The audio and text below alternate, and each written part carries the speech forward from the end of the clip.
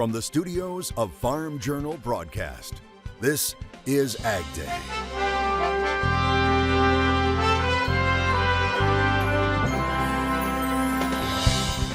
You can't talk about agriculture without a visit to the Hawkeye State. How corn has changed the landscape of Iowa as we celebrate the Ag States of America. A new look at the size of the nation's cattle herd. The beef cow herd is still going to continue to tighten throughout the rest of this year. What those new numbers could mean for the industry going forward. As we head to what will be the center of the cattle world this week, New Orleans and the Cattle Industry Convention and NCBA trade show. That's right now on AgDay. Good morning, I'm Clinton Griffiths. America's cattle producers faced a tough 2022 as drought forced more ranchers to bring cattle to market early. But they have seen some price support, and political leaders are taking notice, increasing support for independent producers and processors. Now, amid all of this, the Cattle Industry Convention and NCBA trade show is kicking off in New Orleans. And that's where we find AgDay's Michelle Rook. Michelle, ranchers have a lot of ground to cover over the next few days. That's right, Clinton. Here at the NCBA convention, cattle producers are talking about the state of the industry after the historic drought, a new farm bill, and USDA's newly announced cattle contract library pilot program. NCBA leadership is skeptical about a new farm bill getting done this year, but says that as the ag committees begin laying the groundwork for the 2023 bill, they're trying to make sure cattle producers aren't left out of the program. Here at the convention, they're talking about changes they'd like to see, including better risk management protection in the livestock revenue program. I like the livestock risk mitigation programs that are out there. I think there's going to be some additional subsidies that may be available. That's going to help it make it more cost effective for somebody with one cow or somebody with 2,000 cows. You know, too often it's corn, wheat, and beans. They have a crop insurance program. We need something like that, and we are now getting that product. So I'm excited to see that develop and take off. Now, this is critical after the historic drought in the U.S. that caused massive liquidation in the cattle herd, which was confirmed in this week's USDA cattle inventory report. We've been complaining we don't have adequate shackle space for a long time. So suddenly now that cow-calf producer is going to be back in the driver's seat. That feeder is going to have some leverage. Unfortunately, that came at the cost of millions of head. You know, when you take the cow herd down that far, you risk beef getting too high priced and losing your demand. Wilkinson says there is some profitability finally returning to the cow-calf sector, and the hope is that will finally move up the production chain. So just how bullish were the numbers in the semi-annual cattle inventory report? And are they bullish enough to push these cattle prices into record highs? We'll find out in market analysis coming up. All right, thanks, Michelle. A big topic at this year's convention, the size of the beef herd, which is continuing to shrink. USDA just released its twice-yearly cattle inventory report, and the numbers are breaking records. A quick review showing there are 89.3 million head. That's down 3% from last January, and most of the rest of the numbers down as well, with all cows and heifers that have calved down 3%, all heifers 500 pounds and over down 4%, while beef replacement heifers, they were down 6%. The numbers all point to more signs that water, feed, and pasture conditions continue to be tight. That's the lowest beef cow herd that we've seen since NASS started making its official recordings back in 1972. So it's the lowest on record since then. It moves below the low point of 2014. And however, there's been lower beef cow herd, but that's way back a long time, which stands to reason. But this is the lowest one on record as far as since the official reports have been done. The 2022 calf crop is also down 2%. Schmall says with that being on the decline, he does not see a rebuilding of the herd anytime soon. Other news important to cattle production, the U.S. is now requesting a second USMCA dispute panel to probe the revised Canadian dairy TRQ plan. U.S. Trade Representative Catherine Tai announcing the formal request. It comes after revisions to the tariff rate quotas following an earlier dispute panel ruling failed to bring Canada into compliance with the PAC's dairy market access provisions. Now, Canada's Minister of International Trade criticized the call for a second panel, saying it will continue to defend its supply management system and the market access Canada and the U.S. have agreed on. The beef industry, like others in ag, working to keep diseases at bay. Now there's word a case of mad cow disease was discovered at a farm in the Netherlands. The infection was found in a dead cow late last month at the South Holland province of the country. It reported the disease is an old age variant and is not dangerous to public health. The ministry in the country saying atypical cases of mad cow, they occur sporadically in older cows, and the last case found in that country dated back to 2011.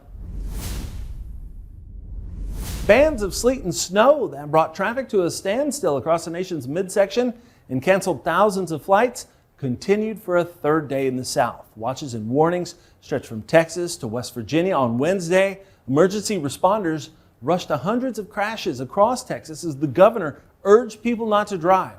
Now in Arkansas, the governor there declared a state of emergency because of icy conditions, while in Oklahoma, a semi-truck was caught on camera going out of control on a slick road in Sequoyah County. Luckily, the semi didn't hit any other cars and no one was hurt. As the storm continues to push east, heavy rain and flash flooding continues in parts of the deep south and southeast. Meteorologist Chuck Heber joins us with more.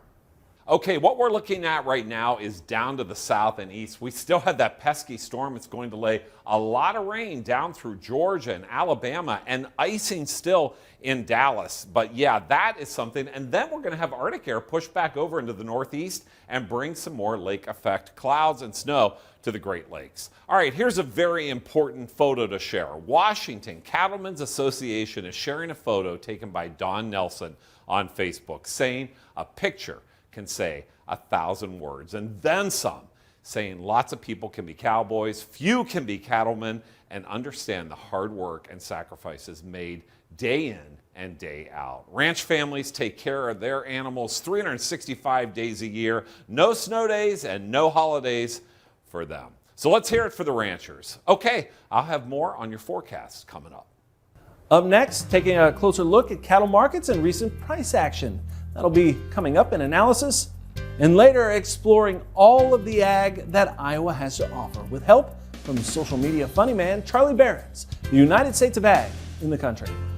AgDay is brought to you by Germinator Closing Wheels. Germinator Closing Wheels provide quicker emergence and are more consistent in dry conditions than any other closing wheels.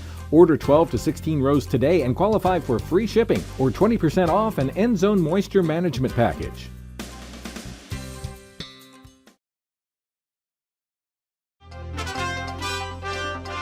One plant-based meat maker has plans to lay off 20% of its workforce. Bloomberg reporting Impossible Foods currently has about 700 workers. So layoffs could impact more than 100 employees. It comes after the company cut 6% of its workforce last year. The company makes plant-based burgers, patties, and nuggets, but it's not alone when it comes to layoffs. Beyond Meat announced last year it planned to lay off about 200 employees, or 19% of its workforce. Cattle futures lower midweek despite the neutral to bullish report from USDA on the current inventory. Michelle Rook joins us with analysis from the Cattle Industry Convention and NCBA trade show. Wednesday's markets were mixed into grains, but a lower day in the livestock futures. Brad Quema with Quema of Our Lake is joining us. And Brad, a lower day in livestock cattle, kind of surprising. We kind of faded a really bullish cattle inventory report. Sure did. Not the first time, right? Had a lot of bullish expectations. I thought the report lived up to expectations. Big drop, talking about the lowest cow herd in a long time, right?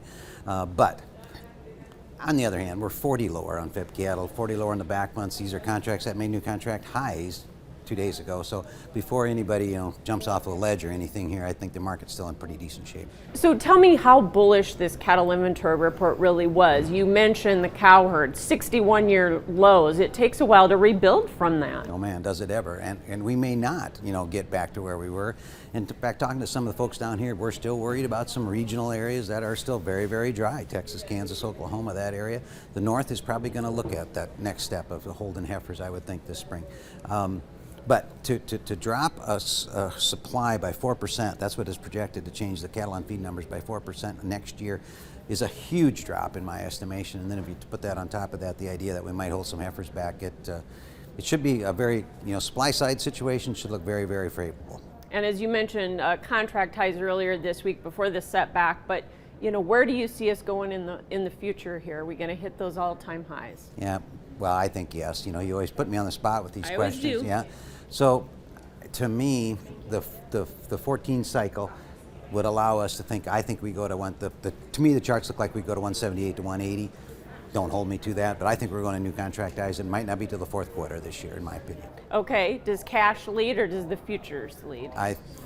Futures are supposed to, but it's been such a broken market. We're probably going to have to prove it with the cash this time because the long speculator seems to be so beat up, huh? All right. Well, always a pleasure to see you, Brad Koima with Koima Varlick, and we'll have more AgDay coming up. AgDay is brought to you by Golden Harvest. Broad adaptability, high yield potential, solid agronomics, great late season health. The foundations of a successful season start with Golden Harvest Game-Changing Corn. Find your hybrid at GameChangingCorn.com.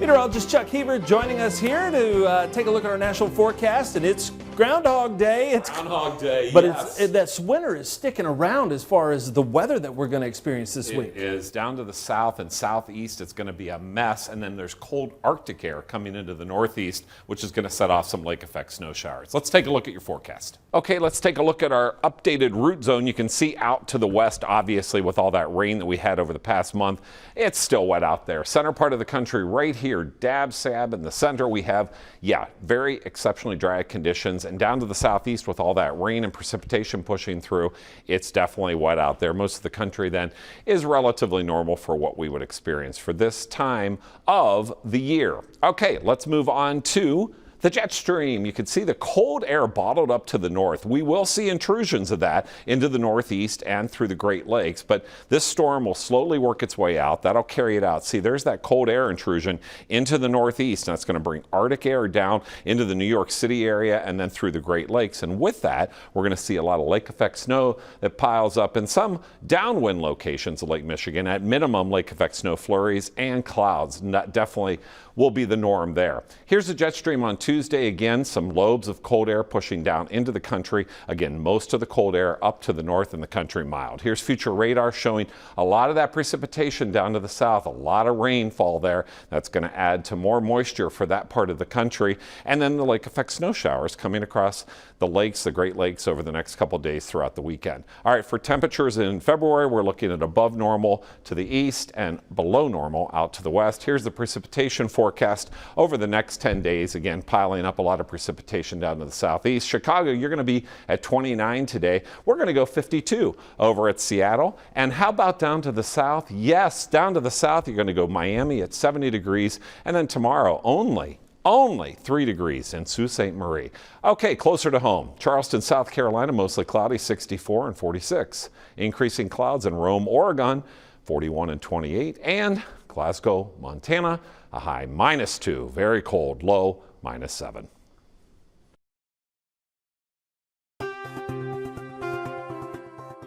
Drover's Report on Ag Day is brought to you by Beringer Ingelheim, because cattle first is a remark only made remarkable by you, producers and veterinarians across the country.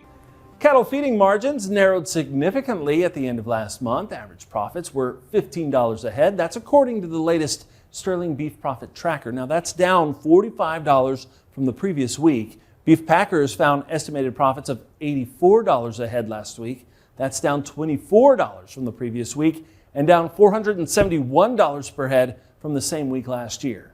But costs associated with finishing cattle have increased dramatically since last April, with cattle sold last week carrying a total feed cost of $572, 23% higher than a year ago. U.S. hay stocks have fallen to their lowest level since 1974. High fertilizer prices coupled with last year's drought meant hay production saw its biggest decline in years. Nationwide, hay production totaled almost 65 million tons in 2022.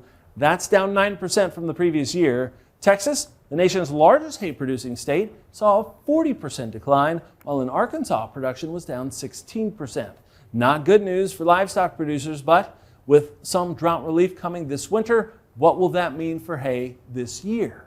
In the Southeast in Arkansas, especially, we've been very fortunate with some rain and kind of green things up to the extent, get some moisture in the ground.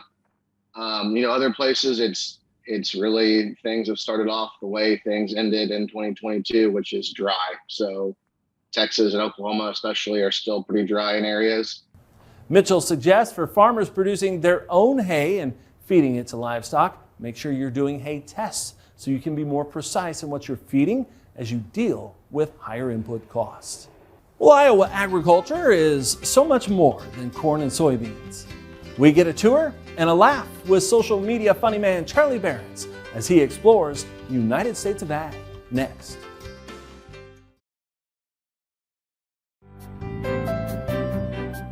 In the Country on Ag Day is brought to you by Pivot Bio. What if you had the nitrogen you need already on seed? Pivot Bio is the first company to apply nitrogen on seed. The nitrogen you need, now on seed, from Pivot Bio. Learn more at pivotbio.com.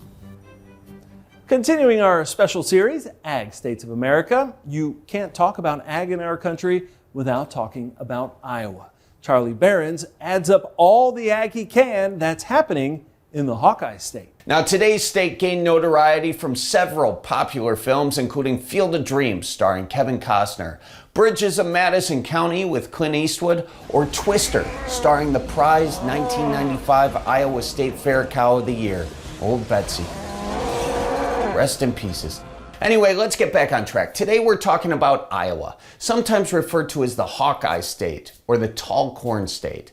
Iowa sits in the upper Midwest between the Mississippi and Missouri rivers. It's like a big river sandwich, and it's incredibly fortunate to have some of the most productive soil in the world. In fact, the National Laboratory for Agriculture and the Environment declared the soil in one Iowa county to be among the richest in the world, which is why they celebrate Black Dirt Days. Now, I gotta confess, I don't know what goes on at Black Dirt Days, but you probably want to bring your boots. With such fertile soil, Iowa is also recognized as the best place on the entire planet to grow corn, which explains why corn has been the state's top crop for over 150 years. Corn is so popular in Iowa, they used to call their school-age kids children of the corn. But for obvious reasons, they had to do a little rebranding. Anyway, these days, Iowa farmers grow about 2.3 billion bushels of corn on nearly 13 million acres of land, making Iowa the #1 corn-producing export state in the union. Through the years, corn has shaped Iowa agriculture, bringing in cattle, hog, chicken, turkey, and egg farmers, along with countless other agribusinesses who rely on corn to feed or add value to their products. In addition to animal feed, Iowa corn is converted into ethanol fuel, starches, sweeteners, and over 4,000 everyday products. Now, not to be corny here, but I think it is safe to say that Iowa is truly the cream of the crop. Ridiculous. Also, Iowa has become the second leading state, only behind California, in total egg exports worth more than $10 billion each year. One of those corn feeding benefactors are Iowa's pig farmers, who lead the nation, raising over 48 million hogs each year, or about a third of all pork raised in the entire United States. Iowa's egg farmers also lead the nation, with over 55 million laying hens that produce nearly 16 billion eggs per year. That's basically 1 out of every 6 eggs produced in the US. And before I get tempted to crack some egg yolks, let's talk about growing techniques. Farmers don't plant corn on the same ground year after year. In fact, farmers in Iowa and many other parts of the country found it best to rotate corn with another amazing crop, the soybean, making Iowa the #2 grower of soybeans in the nation. Soybeans are technically a legume, like peanuts, and legumes actually feed nitrogen into the soil as they grow. This reduces the amount of nitrogen farmers need to put on a field to grow corn the next year. Think of it like switching to a light beer. It's a bit of a different taste, still gets you buzzed, provides all the nutrients. At least that's what my doctor told me.